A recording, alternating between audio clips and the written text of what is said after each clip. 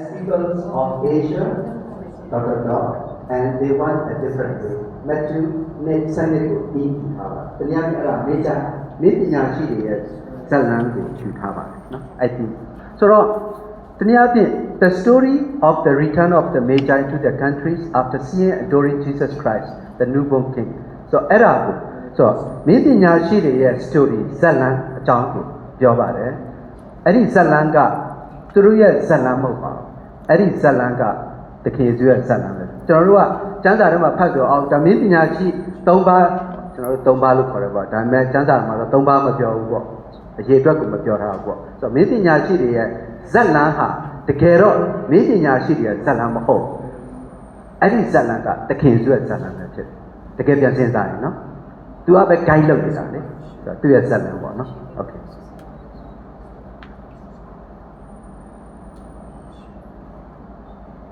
ဆိုတော့မင်းပညာရှိတယ်လို့ပဲကျွန်တော်တို့အာရှမှာရှိတဲ့ကျွန်တော်တို့အားလည်းကျွန်တော်တို့ဖိတ်ခေါ်ခြင်းခံရတာဘယ်လိုဖိတ်ခေါ်ခြင်းခံရတာဆိုရင်ကျွန်တော်တို့က as pilgrims of hope ဒီမျှော်လင့်ခြင်းရဲ့ဘုရားဘူးသူတော်စင်တွေအနေနဲ့ကျွန်တော်တို့ကလည်း different way တကယ်စုကိုဖူးမြော်ပြီးတဲ့အခါမှာကျွန်တော်တို့ပြန်ရမယ့်လမ်းက the same road မဟုတ်တော့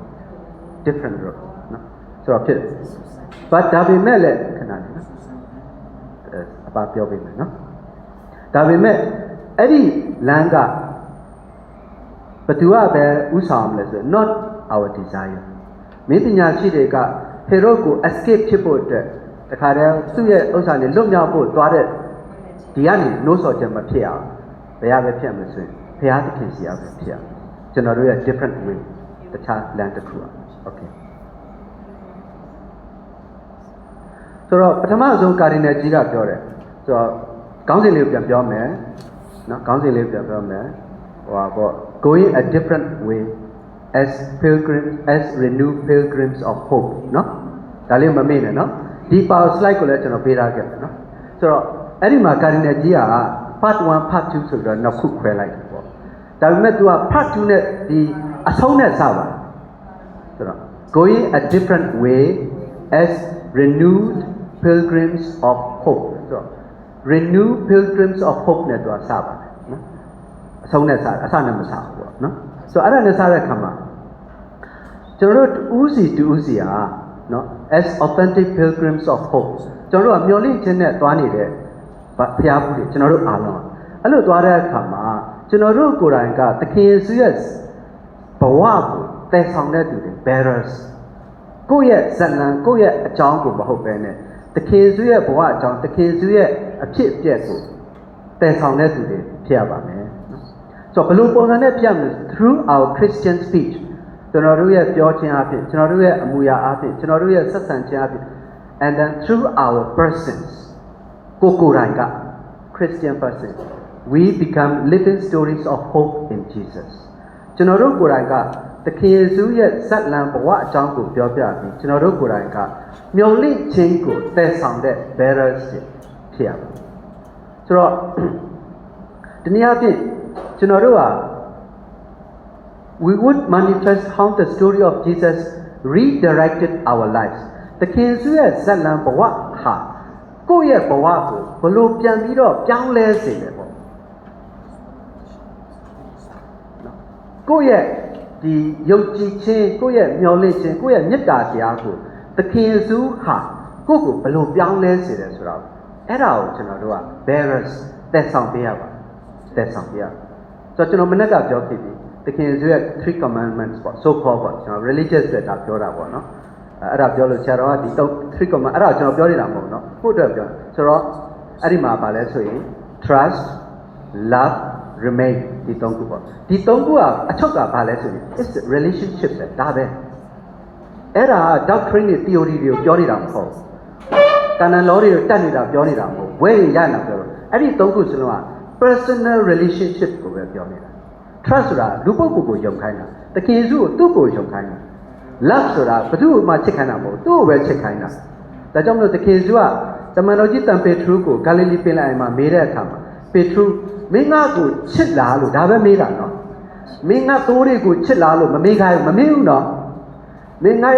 ကိုယုံကြည်တဲ့သူတွေကိုချစ်လားလို့မမေးဘူးနော် တခင်သူရဲ့ foundation ကဘာလဲဆိုမင်းငါ့ကိုချစ်တာဒါပဲမေးတာမင်းငါ့ကိုချစ်တယ်ဆိုရင် तू လုံးဝစိတ်ချတယ်အကုန်လုပ်လိုက်နောက်တစ်ခုက remain ဒါကြောင့်မလို့ကျွန်တော်တို့ရဲ့တက်တည်ခံခြင်းတခင်ယေရှုရဲ့ဘဝအသက်တာကိုကျွန်တော်တို့ကတခင်ယေရှုကိုကျွန်တော်တို့က relationship เนาะသူ့နဲ့ကျွန်တော်ဟာဆက်ဆံနေပြီသူ့နဲ့တကယ်ပဲအတွေ့အကြုံပေါင်းစပ်နေပြီဆိုရင်ကျွန်တော်တို့ကအမှန်တကယ်ပဲ we become the bearers of hope faith and love okay ဆိုတော့ကာရီနယ်ကြီးကဆက်ပြောတယ် hope လို့ပြောတဲ့အခါမှာမျှော်လင့်ချက်လို့ပြောတဲ့အခါမှာကျွန်တော်တို့မမှားဖို့မရောဖို့ပေါ့ကျွန်တော်တို့လူတိုင်းမှာမျှော်လင့်ချက်ဆိုတာရှိတယ်ဒီလောကကြီးရဲ့မျှော်လင့်ချက်လည်းရှိတယ်ဒါပေမဲ့သူပြောချင်တဲ့ hope က it's not the worldly hope it's Christian hope it's Christian hope ပေါ့နော်ဆိုတော့ Christian hope လို့ပြောတဲ့အခါမှာခရစ်ယာန်ရဲ့မျှော်လင့်ချက်ကအဲ့ဒီမျှော်လင့်ခြင်းကကျွန်တော်တို့ဘဝမှာတွေ့ကြုံရတဲ့အခက်အခဲတွေကနေပြီးတော့မရှိတော့ဘူးဆိုတာကိုပြောနေတာမဟုတ်ဘူးเนาะဒီမျှော်လင့်ချက်အဲ့ဒါနဲ့မဆိုင် beyond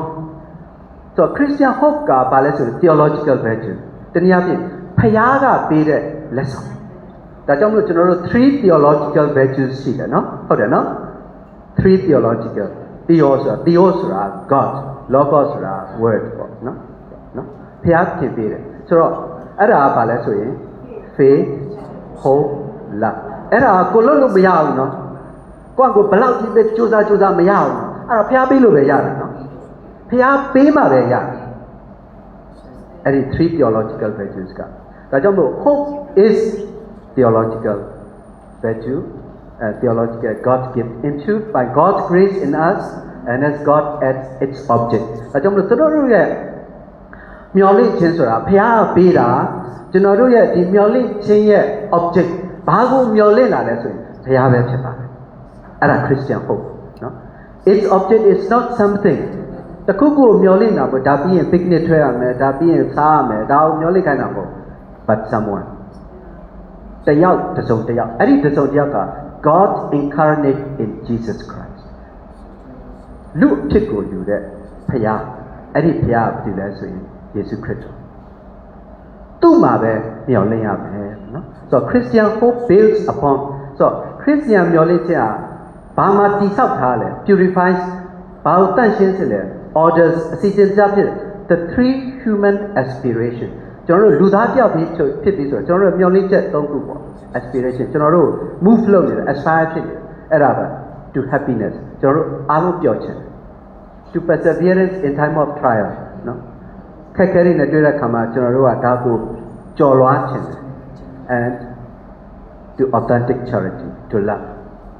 the aspiration ၃ခုပေါ့နော်ဒီ၃ခုကိုကျွန်တော်တို့ Christian hope ကကျွန်တော်တို့မှာဒီဆောက်ပေးတယ်အဲ့ဒါကိုရန်နဲ့ရောနေတယ်တိတ်မတန့်ဘူးဆိုရင် purify လုပ်တယ်တခါလေးရောတယ်ကျွန်တော်တို့ကနော်တူကိုပဲကျွန်တော်လည်းရောတော့ရှိသေးတယ်ဒါပေမဲ့ကိုယ့်အကျိုးတဲ့တများအကျိုးတဲ့ကိုယ့်အကျိုးကြည့်တယ်ပေါ့နော်ကိုတများရဲ့ဖျားရဲ့ဘုံကုံအတွက်ကိုယ့်ဘုံကုံကိုလည်းကြည့်တာလေဆိုရောနေတယ်ပေါ့ we need to be purified ပေါ့နော် and orders ကျွန်တော်တို့ကအစီအစဉ်အတိုင်းဖြစ်ဖျားသည် first ပဲဖြစ် okay ဒါကို CCC Catechism of the Catholic Church နော် Catechism of the Catholic Church CCC ရဲ့1818မှာပြောထားပါတယ် The virtue of hope responds to the aspiration to happiness which God has placed in the hearts of every person ဘုရားသခင်ပေးတာနော်ဆိုတော့ဘုရားသခင်ပေးတဲ့ဥစ္စာကိုကိုက respond လုပ်တယ်ပေါ့နော်ပြန်တုတ်တယ် It takes up and the hopes that inspire human activities purifies them so as ခုနဥစ္စာဒါအရှိကောက်လေးပေါ့ so as to order them to the kingdom of heaven ကျွန်တော်တို့ရဲ့အစီအစဉ်ခဏပြီးကျွန်တော်တို့ purify လုပ်ပေးတယ်အဲ့ဒါဘာကိုညှိုးနေလဲဆိုရင်ဘာကိုသွားဆိုရင် God's kingdom God's kingdom it keeps us from discouragement ဒီ Christian hope ကတူကိုဒါစိတ်ကကြတာတွေအချိန်ရှိတယ်နော်ကျွန်တော်လည်းရှိတာဒါပေမဲ့အဲ့ဒီကနေကျွန်တော်တို့ကိုအားဖြစ်စေဘာဖြစ်လို့ဆိုရင်ကျွန်တော်တို့ကဒီလောကတစ်ခုကိုပဲကြည့်ပြီးကျွန်တော်တို့ကစိတ်ကကြတာဟုတ်ဒါပေမဲ့အမှန်တကယ်ကျွန်တော်တို့ hope က Jesus and God's kingdom ပေါ့နော် It sustains us during time of abandonment so it opens up our hearts in expectation of eternal beatitude eternal joy နော် buoyed up by hope နော် so stayed filled supported by hope we are preserved from selfishness and led to the happiness that flows from charity တော့ဒါ CCC မှာပြောထားတယ်ပေါ့ Christian what is Christian hope ဆိုတာသူပြောထားတယ်ပေါ့နော် Okay ဆိုတော့ပြီးတဲ့အခါမှာကာဒီနယ်ကြီးကနော်ပထမအဆုံးလေးက renewed pilgrims of hope renewed pilgrims of hope ကျွန်တော်တို့ကမျော်လင့်ခြင်းနဲ့သွားနေတဲ့ဘုရားဘူးတွေကျွန်တော်မျော်လင့်ခြင်းကနေ့တိုင်းကျွန်တော်တို့ကိုကျွန်တော် renew လုပ်နေအောင်အသစ်ဖြစ်နေအောင်အဲဆိုတူတူကိုအခက်ခဲတွေရှိတယ်နောက်ဆက်မှုတွေရှိတယ်နောက်ဆက်မှုတွေရှိတယ်ဆိုတော့ပြီးတဲ့အခါမှာတော့ first pass ကို going a different way သူအဲ့ဒါကိုပြန်သွားတယ်ကာရီနဲ့ကြည့်ရနော်ဆိုတော့ going a different way ဘာဆိုတော့အစကအဆုံးဖြစ်လို့ going different way ကအဆုံးဖြစ်နေတယ်နော်ဆိုတော့တခြားလမ်းနဲ့ပြန်သွားတယ်ပေါ့ဆိုတော့အဲ့ဒီမှာမေဂျိုင်းမင်းပညာရှိများရဲ့ story နဲ့ hero ရဲ့ story နဲ့သူနှစ်ခုရှင်းသွားပြီပေါ့နော် the story of Jesus and the story of Herod တနည်းအားဖြင့် the pilgrimage of Magi and the pilgrimage of Herod ဒီနှစ်ခုရှင်းတာဆိုတော့ different types of pilgrimages ပေါ့နော်ဘုရားဟူတာမတူကြဘူးso pilgrimage with and towards Jesus မင်းပညာရှိများရဲ့ဘုရားဟူသွားနေတဲ့ဒီ journey က with Jesus တခင်ယေရှုနဲ့အတူတူသွားပြီးတော့သူတို့ရဲ့ goal object ကပါလဲဆိုရင် towards Jesus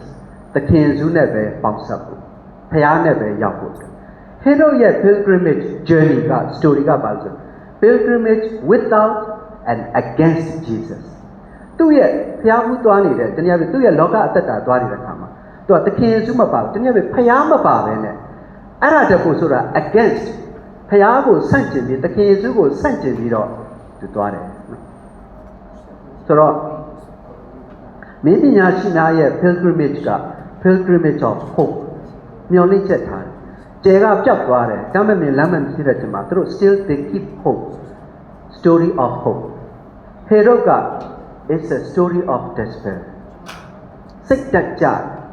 စိတ်ဆိုးရင်တော့ဘာလုပ်လဲသူများတွေကိုလိုက်တပ်လိုက် despair okay next slide so အဲ့ဒီမှာ three elements of their story เนาะ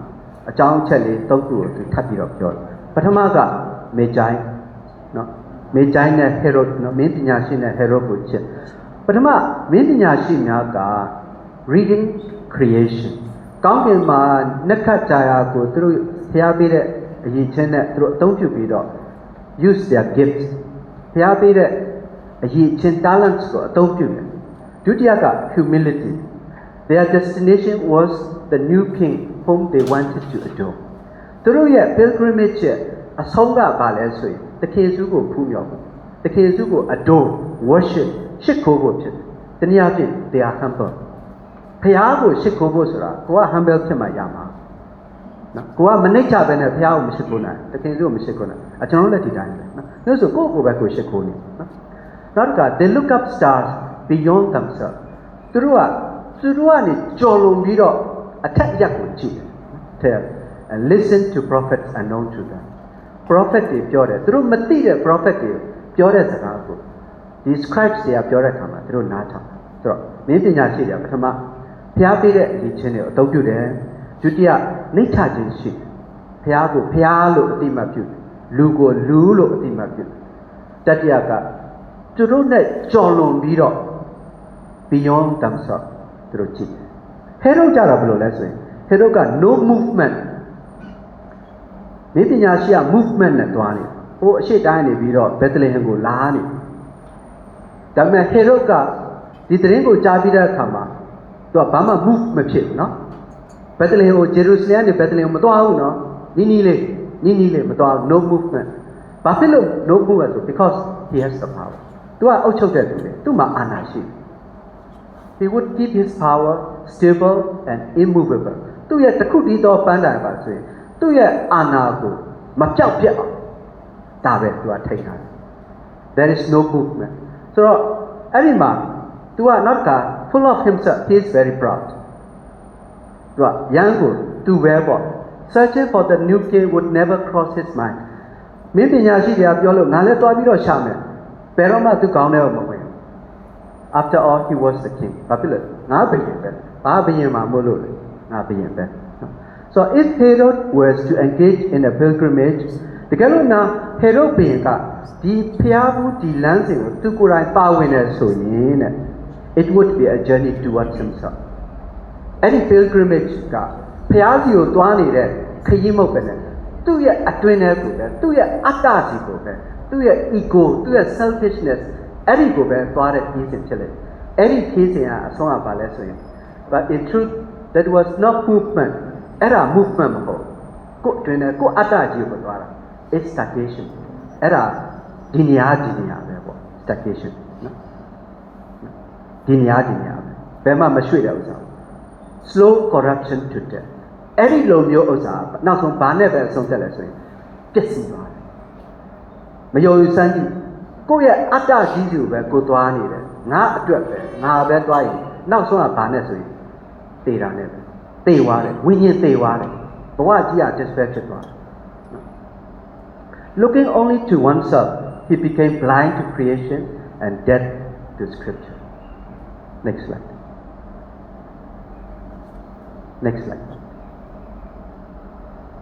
second element ဒုတိယပါတယ်နော်ဒုတိယဆိုတော့မင်းပညာရှိများရဲ့ဖျားဘူးလမ်းမှာသူတို့ကပထမဆုံးနေ included the acceptance of their ignorance သူတို့ကိုကျွန်တော်တို့ကမေးကြိုင်ပညာရှိလို့ပြောတယ်ဒါပေမဲ့သူတို့မသိတာရှိတယ်ဆိုတာ they accept ကျွန်တော်တို့ဒီမှာ doctorate ပဲဖြစ်ဖြစ် license ပဲဖြစ်ဖြစ်ဘွဲပဲဖြစ်ဖြစ်ကျွန်တော်တို့ပညာတစ်ခုတတ်တယ်ဒါပေမဲ့ what we have to accept ကျွန်တော်တို့လက်ခံမှာငါအလုံးမသိဘူး whereas I'm still ignorant ငါမသိတာတွေအများကြီးရှိပါသေးတယ် they accept their journey of hope needed humility the willingness to listen from others and to be taught by others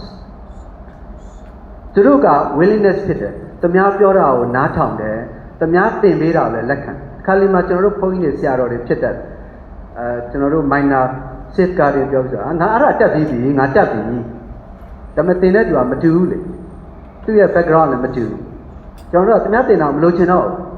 လဲနားမထောင်ချင်တော့ငါတက်ပြီ no ဒီမင်းညာရှိတွေက they are willing သူများကိုနားထောင်ဖို့အတွက်အကြီးတဲ့အငယ်တယ်ဆိုလည်းဖြစ်တယ်မဟုတ်လားအငယ်တွေလာပြောဟဲ့နင်လာမပြောနဲ့ငါအဲ့ဒါသိပြီမပြောဘူးလားကျွန်တော်တို့ superior တွေကျွန်တော်တို့ပြောဘူးတယ်ဒီ claim လေးခဏခဏပြောတယ်ဆိုတော့ Gracie အဲ့ဒါငါသိပြီကလာပြီးတော့အချိန်ကြီးမပြောနေနဲ့တော့ခဏခဏပြောတယ်မကောင်းအဲ့ဒါကျွန်တော်လည်းကိုယ့်ဒါပြင်ရမယ်နော် willingness to listen willingness to be taught အားလုံးကအသက်ကြီးတဲ့သူဒီသေကန်လေးသူကျွန်တော်တို့သင်ယူကြတယ်အများကြီးရှိတယ်နော် so the magi the wise men were people of consultation and listening consult လုပ်တယ်သူများနဲ့တိုင်ပင်တယ်သူများကိုနားထောင်ပေးတယ်နော် true wisdom does not reside in those who pretend to already know everything ငါအားလုံးကိုသိတယ်ဆိုပြီးတော့ကိုဟန်ဆောင်နေတဲ့သူမှာတကယ်စစ်မှန်တဲ့ဉာဏ်ပညာမရှိဘူးတနည်းအားဖြင့် they are foolish they are unique okay next slide so Herod နော် Herod ကြတော့ तू က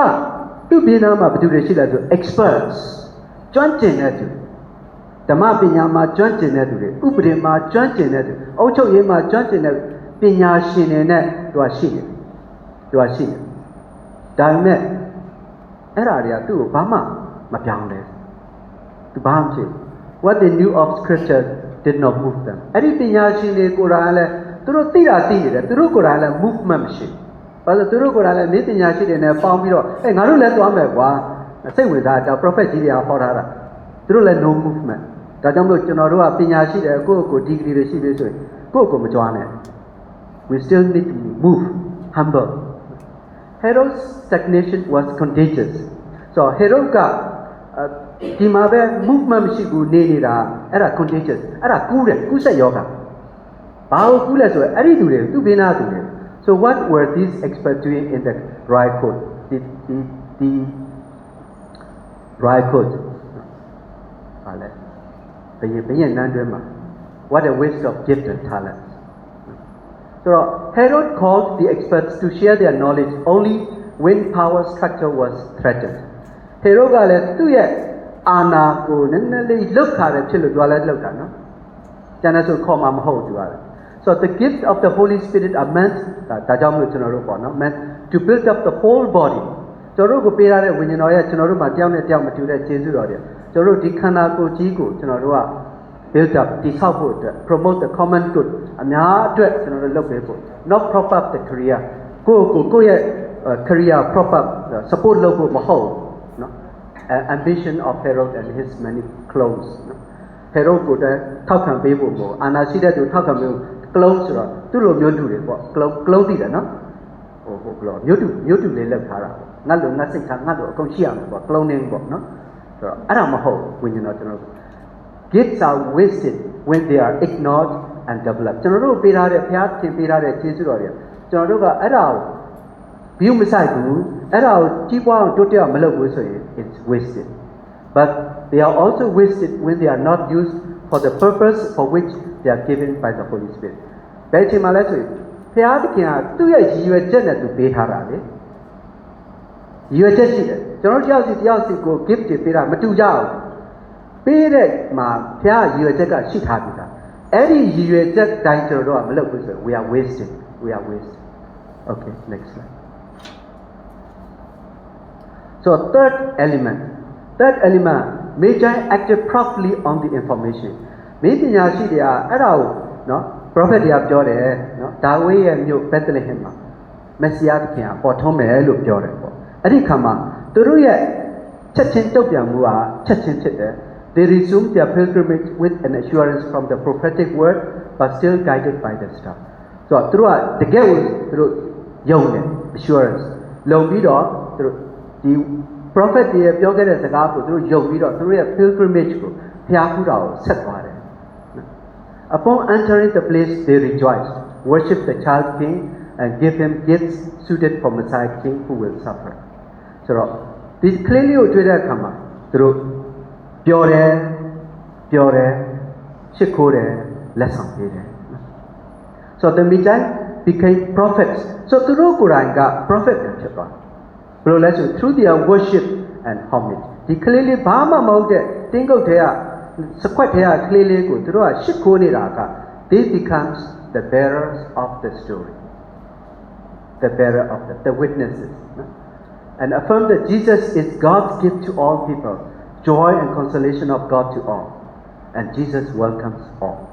so ကျွန်တော်တို့တယောက်စီလဲတခင်ဖျားကိုကျွန်တော်တို့ကဘယ်လိုပုံစံမှာပဲဖြစ်ကျွန်တော် relationship ရှိပြီးတော့သူ့ကိုရှစ်ခုနဲ့ဆို we become God's gift ဖျားရဲ့လက်ဆောင်ဘယ်သူအတွက်လဲအားလုံးအတွက်ကျွန်တော်တို့ကိုယ်တိုင်ကဖျားရဲ့ပျော်ရွှင်ခြင်းဖျားရဲ့နှစ်သိမ့်ခြင်းကိုလူတိုင်းကိုသက်ဆောင်ပေးတဲ့သူတွေဖြစ်လိုက်ကျွန်တော်တို့ကိုယ်တိုင်ကတခင်ဖျားအားလုံးကိုလက်ခံတယ်နော် Greek Jew မှာမဟုတ်ဘူးအားလုံးလက်ခံတယ်ဆိုတော့ the bearers of this good news this story ကျွန်တော်တို့ဖြစ်တယ် Herod ကြတော့ဘာဖြစ် Herod က तू ကဒီသတင်းကိုကြားတဲ့အခါမှာ prophet ကဓမ္မရှိမယ် Bethlehem မှာရှိတယ် तू shock ဖြစ်သွားတယ်တုန်လှုပ်သွားတယ် तू ချိန်ချောက်တယ်လို့ခံစားရတယ်ဘာလို့ဆိုတော့အသစ်တစ်ပါးပေါ်လာပြီဘယင်ပေါ်လာဆိုတော့အဲ့ဒီခါမှာ instead of receiving with joy of the fulfillment of the prophecy prophet ရဲ့ပြောတာကိုဒီပြည့်စုံတာကို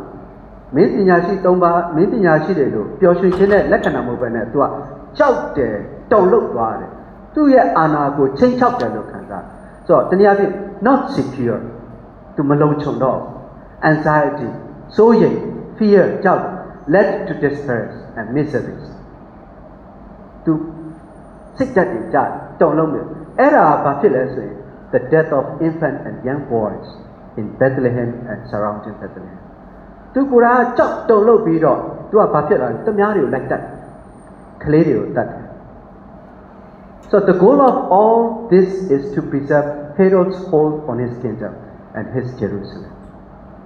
Jerusalem ကြီးကိုငါပိုင်တယ် Jerusalem ကငါရဲ့အုပ်ချုပ်မှုအောက်မှာဒါသူ့ရဲ့ goal ကလေးတွေကိုလိုက်တတ်တယ်ဆိုတော့သူ့ရဲ့အာဏာကိုသူကင်ထားတဲ့အာဏာကိုထိန်းဖို့အတွက်ဘာဖြစ်လို့လဲဆိုရင်ဘယင်အစ်စ်မှန်က Jerusalem မှာပေါ်မှာမဟုတ်ဘယင်အစ်စ်မှန်ကဒါဝိဒ်ရဲ့မြို့ Bethlehem မှာပဲပေါ်သူလက်မခံနိုင် So our contemporary word despair or desperation ကျွန်တော်တို့လည်းတစ်ခါလေနော် ကိုပဲအတ္တတွေနဲ့ရှိတဲ့အခါမှာကျွန်တော်လက်တစ်ခါလေးdesperate ဖြစ်တတ်တယ်အဲ့ဒါဘာကို lead ဖြစ်စေလဲဆိုရင် Herod လိုပဲ to murder the innocent people children mothers and villages ကိုယ့်ရဲ့အာဏာကိုယ့်ရဲ့ဂုဏ်ကျူးကိုယ့်ရဲ့အခြေအနေကိုပဲတည်မြဲဖို့ချိန်ချောက်ခံရတယ်ဖြစ်တဲ့အခါမှာကျွန်တော်တို့ကအဲ့ဒီမှာပဲဆွဲတယ်ဆိုရင်ကျွန်တော်တို့ကိုယ်တိုင်လည်းတများကိုတတ်တများရဲ့ဂုဏ်သိက္ခာတွေကိုချိုးဖောက်တများကို disrespect ဖြစ်မယ်နော်ကလေးတွေကိုမကောင်းတဲ့လမ်းတွေကိုပြနော်ဒါကျွန်တော်တို့ကိုယ်တိုင် plus အုပ်ချုပ်တဲ့သူတွေအားလုံးပါတော့ to use second card media social media ကျွန်တော်တို့အားလုံးမှာဖုန်းရှိတယ်နော် digital development for self interest and to ruin others ကျွန်တော်တို့ကိုယ်တိုင်ကကျွန်တော်တို့ရဲ့ဖုန်းတွေကိုကျွန်တော်တို့ရဲ့ gadgets တွေကိုယ့်အတွက်ပဲ plus သူများကို ruin လုပ်ဖို့အတွက်အဲ့ဒီအနေမှာ killing ဒီဆရာတော်ကမကောင်းဘူးဒီဖုန်းကြီးကမကောင်းဘူး Facebook ကနေပြီးတော့ Twitter ကနေပြီးတော့ WhatsApp ကနေပြီးတော့ကျွန်တော်တို့က ruin လုပ်ဘာဖြစ်လို့လဲ I'm in despair okay ဆိုတော့တနည်းအားဖြင့် hopeless people မျှော်လင့်ချက်မရှိတဲ့သူတွေဟာ not joyful မပြောမျှော်လင့်ချက်မရှိတဲ့သူတွေဟာမပြော they do not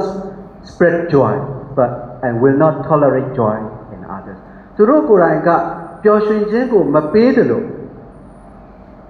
ပျော်နေတဲ့သူတွေတွေ့လဲမကြိုက်မခံနိုင်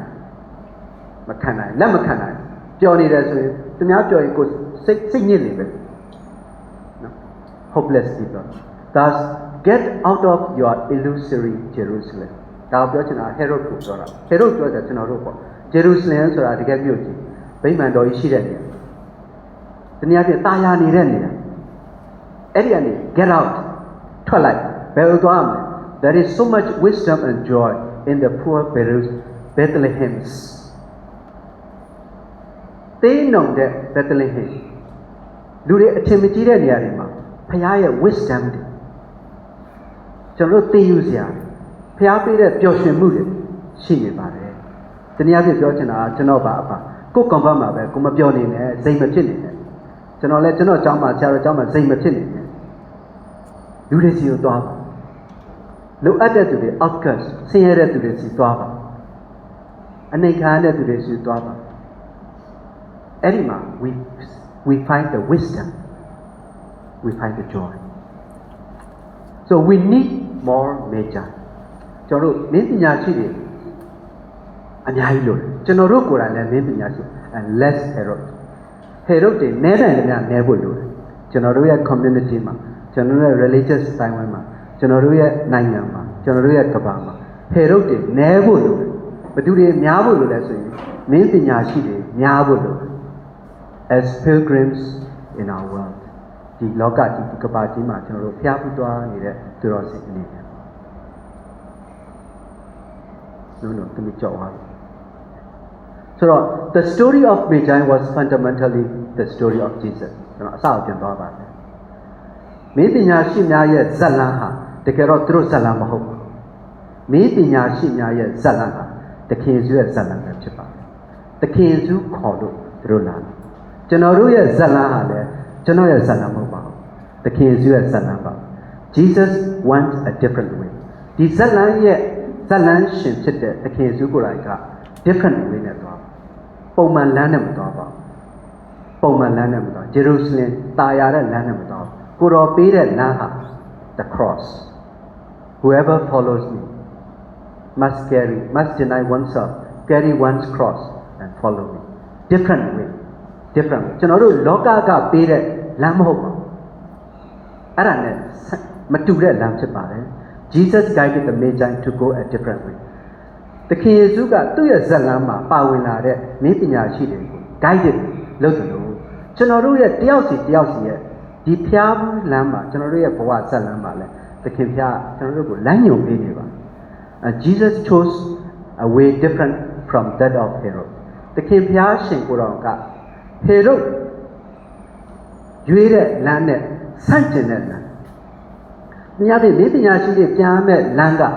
Bethlehem နေပြီးတော့ Jerusalem ကိုပြန်မှာ။ဒါပေမဲ့သခင်ယေရှုကအဲ့ဒီလမ်းနဲ့မပြန်ခိုင်းပါဘူး။ different လမ်းနဲ့ပြန်ခိုင်းပါ And he the son of God emptied himself to embrace human frailty သူကိုယ်တိုင်ကဖခင်ရဲ့သားဖြစ်တယ်သူပြတဲ့လမ်းကဘာလမ်းလဲဆိုရင်ထာဝရဖခင်ရဲ့သားဖြစ်တယ်ထာဝရဖခင်ရှင်ဖြစ်တည်တိုင်အောင် Jesus emptied himself သူကိုယ်သူဘာမှမဟုတ်တဲ့ nothingness အဖြစ်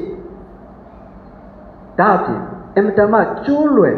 ပဲ့လွယ်တဲ့ကလေးအဖြစ်သူလမ်းကိုပြတယ်that is Jesus way different from Herod Herod ကဘာလမ်းလဲသူ့ရဲ့အာဏာကိုတည်မြဲဖို့သူ့ဘေးနားမှာရှိတဲ့သူတွေကတကယ်လောကမှာတက်ကျင်းတဲ့သူတွေသူ့ရဲ့စီးစိမ်တွေဂျေရုဆလင်တက်တော့တက်တာအဲ့ဒါသူ့လမ်းသခင်ယေရှုကျွန်တော်တို့ကိုပြတဲ့လမ်းဒီမေဂျိုင်မေပညာရှိကိုပြတဲ့လမ်းကတော့အဲ့ဒီလမ်းပါသူကိုယ်တိုင်ကကောင်းကင်ကနေရေကြီးကိုလူသားပြောင်းနေနဲ့ဆင်းသက်လာပြီးတော့သူကိုယ်တိုင်ကနှိမ့်နှိမ့်ချချနဲ့လူသားပြောင်းနေနဲ့ empty himself ဖခင်ရဲ့ဘုန်းဘုံတော်ကိုစွန့်တယ် different way အဲ့ဒါကျွန်တော်တို့ကိုပြတဲ့လမ်းဖြစ်ပါတယ် so Jesus is the way the truth and the life Jesus ဒီခေရုပညာရှိလမ်းခရီးဆက်လမ်းမှာ Jesus is the star တခင်ယေရှုကိုယ်တိုင်ကကောင်းကင်မှာပေါ်ထွန်းတဲ့ star ပဲဖြစ်ပါဘာလို့သူ့ဆက်လမ်းဖြစ်နေလို့ Jesus is our goal မင်းပညာရှိတွေကသူတို့ရဲ့ goal ကဒီကလေးကိုတော့ဖွင့်ရောဒီဖခင်ဒီဘုရင်ကိုဖွင့်ရော and Jesus is our goal and Jesus is our hope ကျွန်တော်တို့ရဲ့ Christian hope ခရိယာန်အနေနဲ့ကျွန်တော်တို့ရဲ့မျှော်လင့်ချက်သခင်ဖခင်ပဲဖြစ်ပါသခင်ဖခင်ပဲဖြစ် so come and join Jesus' pilgrimage တနည်းအားဖြင့်ကျွန်တော်တို့ရဲ့ဖခင်ဖူးလမ်းဟာသခင်ယေရှုရဲ့ဖခင်ဖူးခီးစဉ်ပဲဖြစ်ပါတယ်ဒါကြောင့်မလို့ကျွန်တော်တို့တယောက်စီတယောက်စီသခင်ယေရှုခင်းပေးတဲ့ဖခင်ဖူးလမ်းမှာ let us come and join ကျွန်တော်လည်းပါဝင်ကြစေ thank you ဟုတ်ကဲ့ keynote address ကိုဝေမျှပေးသွားတဲ့ဆရာတော်အထူးပဲကျေးဇူးတင်ရှိပါတယ်ဆက်လက်ပြီးတော့ပေါ့နော်ဒီ